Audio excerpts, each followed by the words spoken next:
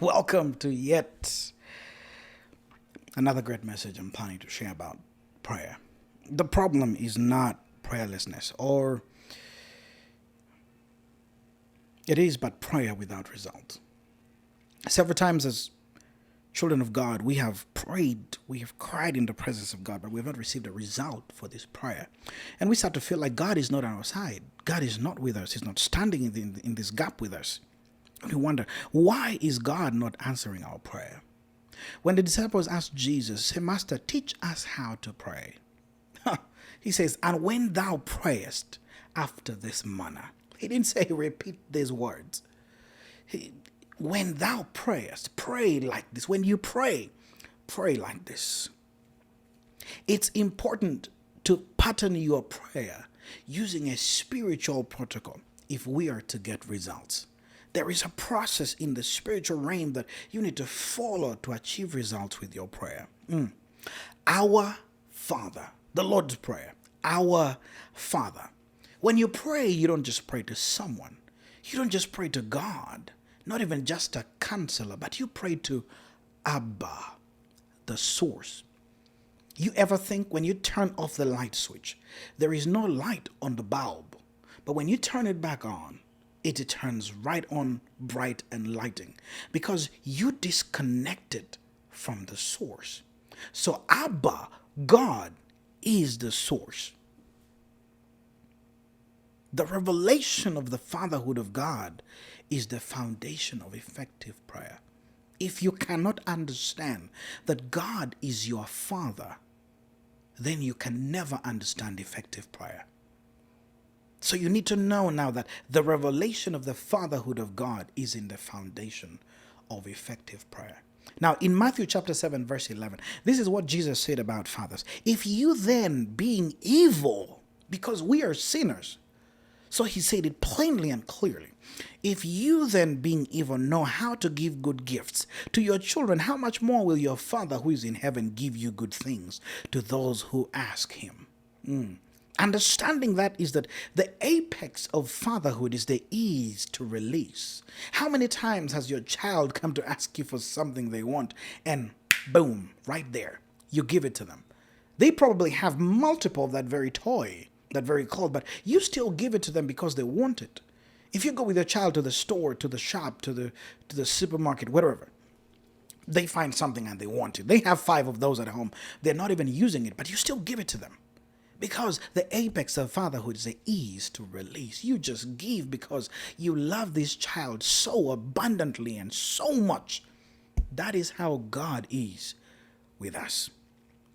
In Romans chapter 8, verse 15, for you have not received the spirit of bondage again to fear, but you have received the spirit of adoption whereby we cry, Abba, Father. When you cry, Abba, Father, you are crying to the source. That means that God, Abba, is the source. Everything else is just a channel. That job, that money you got, that breakthrough you got, that business that is successful, those children you have, all that is just from the source. Everybody else and everything else that made those things possible is just a channel. But always remember, Abba is the source. Who art in heaven? We started from our Father, now we own who art in heaven. This means that I am not in your realm. This is God saying.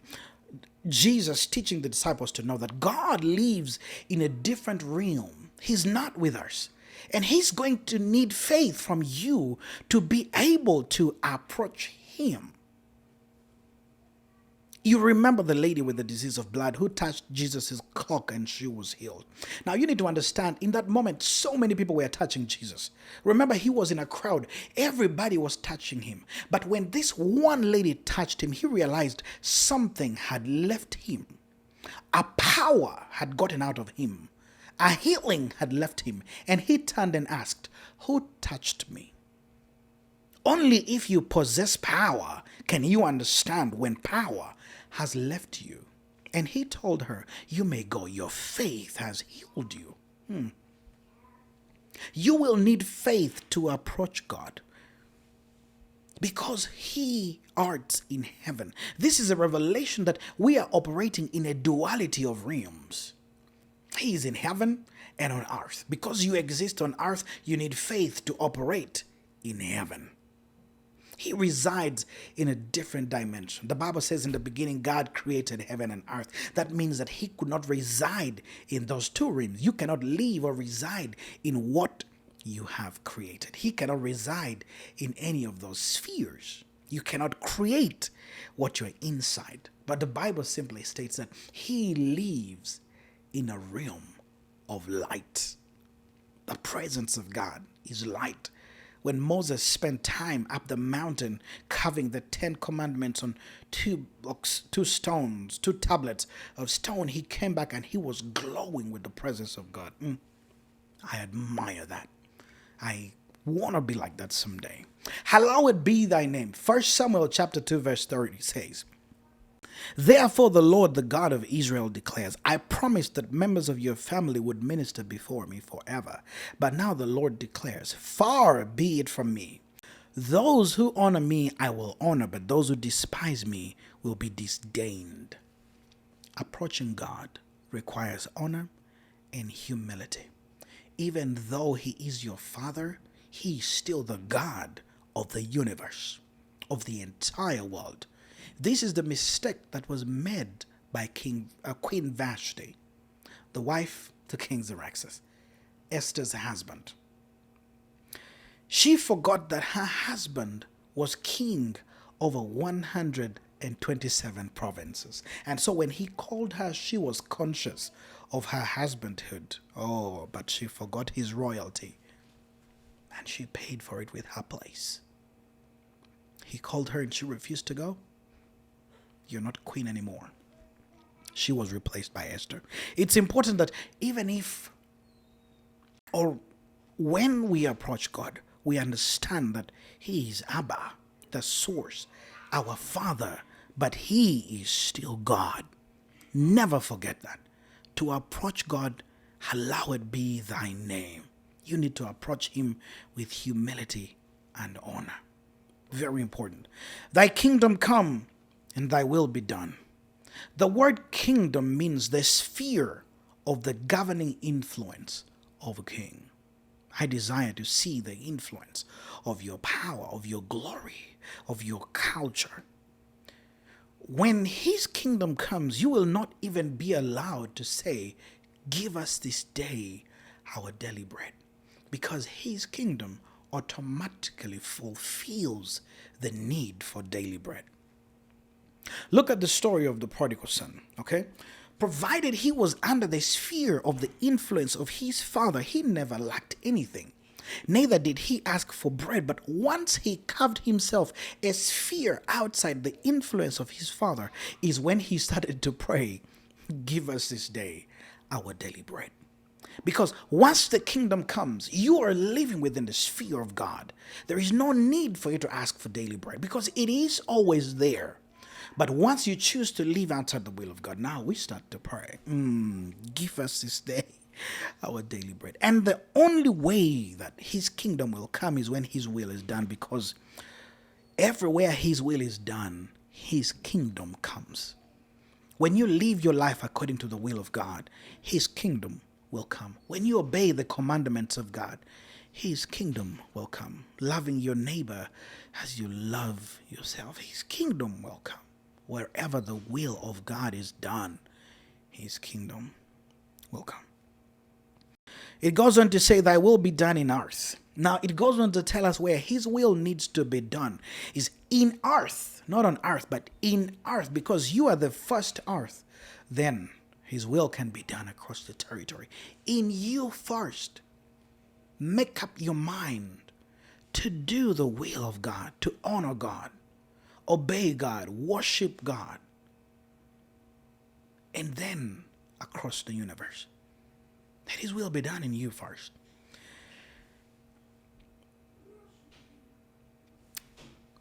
Sometimes I am just astounded by the revelations of the things we find in the Bible and how much we don't understand. In the book of Colossians chapter 1 verse 9, it says that for this reason, since the day we heard about you, we have not stopped praying for you. We continually ask God to fill you with the knowledge of his will. Oh my goodness. Learn to let the will of God come true in your life so that his kingdom will come in you. Give us this day our daily bread. It means that, Lord, activate more in my daily life, more favor in your life from God. Isn't it amazing that God is concerned about your daily life, your daily bread, not weekly, no, but daily, today. Today is what we live for. You see, bread is already processed and it's ready to be consumed. Jesus understood this. You know, there are times that God will understand that you don't need crops, but you need bread. Then he will convert that crop to bread. He will give you the bread directly. When the Israelites were in the wilderness, he did not send them wheat to plant, let it grow, process, and get manna. No. You see, manna is the food of the angels. I'm just assuming it's made of wheat. Now, he sent them ready-made food, ready to eat, because he knew in that moment that is what they needed. God can give you ideas that in 5-10 years it will be worth billions of money, dollars, shillings, any other currency, just place it in there. But if he knows you need rent today, he will give you rent, because that is your daily bread. That is what you're asking for. Now, he can give both grace to you to farm with your hand, or he can give you that bread. But God is concerned about your today. Give us this day our daily bread, and forgive us our debts as we forgive our debtors. The revelation here is that every man is a debtor first. And this means that we are all humans. We go frail. This means that dealing with God does not require perfection. It just requires a sincerity and honesty from the depth of your heart. Now, Jesus understood that we humans are frail. That's why he wasn't bothered that the same people that he fed with fish and bread are the same people who would crucify him. Look at Peter, who profoundly confessed his love, is the same man that denied him 3 times. And 3 days later, Peter fell to him and said, "Forgive me, I'm a sinner." And all he says is, "Simon Barjona, lovest me thou more than this?" Isn't Jesus amazing? As a human being, first thing I would do is punch him in the face and then tell him to leave. Maybe I don't want to see him again. He denied me in the face of death. But as a God, Jesus understood we are frail, we sin. But Simon came back with sincerity and honesty and said, "Lord, forgive me. I am a sinner." Because to be effective in prayer, you must approach God with the understanding that you should be able to do the same to your fellow man. The same humility with God, the same humility with man, the same honor and respect with God, same honor and respect with man. Forgive people's debts as they forgive yours. Forgive their sins and misdoings and their wrongs as they forgive yours. It's the understanding. Matthew chapter 18 verse 21 to 34 tells a story. How many times should we forgive? 70 times, 77 times. Oh my, that's a lot of times to offend somebody. I don't know if there is any... I know someone who has offended me that many times, but that is the number of times we're supposed to forgive. That's a lot of times for one man to offend you. The story of the man who owed money to the king and was forgiven, but he punished somebody else who owed him much less than the amount than the king needed from him. When you sow seeds of compassion, you are not helping the people. You are helping yourself, because a day will come when you will certainly need help. And the people to whom you sowed the seeds of compassion will be the people to help you. Now you need to remember, all blessings come from God. Everything and everyone else is just a channel. God, Abba, is the source. To go before God, go in humility. He's your Father, but He's still God of the entire universe. Do not be like King Vashti and dishonor Him, or you will lose your place. You don't want to do that. Thank you so much for watching and listening to this. We've been talking about effective prayer. Be blessed and have a wonderful day.